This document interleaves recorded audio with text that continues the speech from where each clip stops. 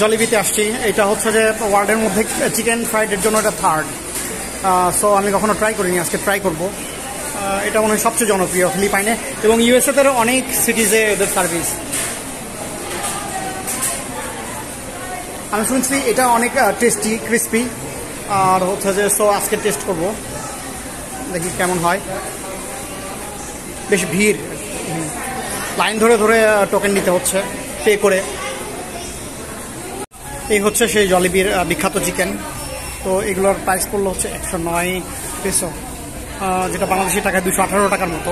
আমি শুনছি হচ্ছে যে এটা এত টেস্টি, মোটামুটি বিশ্বের বড় বড় দেশগুলোতেও এটার শাখা, অনেকগুলো করে শাখা।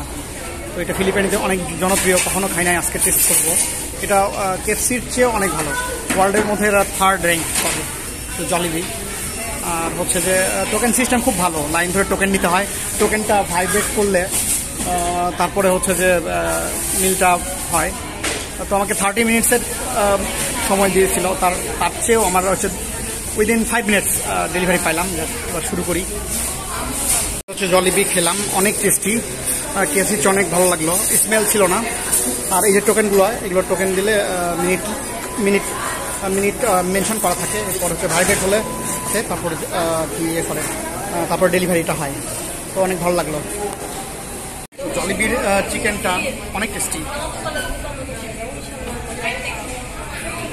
কেএফসির চেয়ে অনেক টেস্ট আলাদা এবং টেস্টি কেএফসির চেয়ে। আমি সাধারণত চিকেন ফ্রাই লাইক করি না, বাট জলিবি হলে খাওয়া যায়, কারণ কোনো স্মেল নাই, ক্রিস্পি অ্যান্ড জুসি, অনেক টেস্টি। চলে আসলাম জলিবিতে। তো কালকে খাইছিলাম জলিবিতে চিকেন ফ্রাই, অনেক টেস্টি। আজকে এই জন্য আবারও আসলাম, খুবই টেস্টি, এবং কেএফসির চেয়ে কম্পেয়ার করলে অনেক বেটার। এদের কোনো স্মেল নাই এবং অনেক টেস্টি এদের কুইজিন। এই জন্য মনে হয় প্রতিদিন এত লোকজনের আনাগোনা এখানে। জলিবি ফিলিপাইনে যেমন ফেমাস, গোটা ওয়ার্ল্ডেই মোটামুটি ফেমাস। সো টুনা পাই আর হচ্ছে চিকেন অর্ডার করলাম। অসাধারণ, এদের ফ্লেভারও খুব ভালো, ফ্লেভারও অনেক ভালো।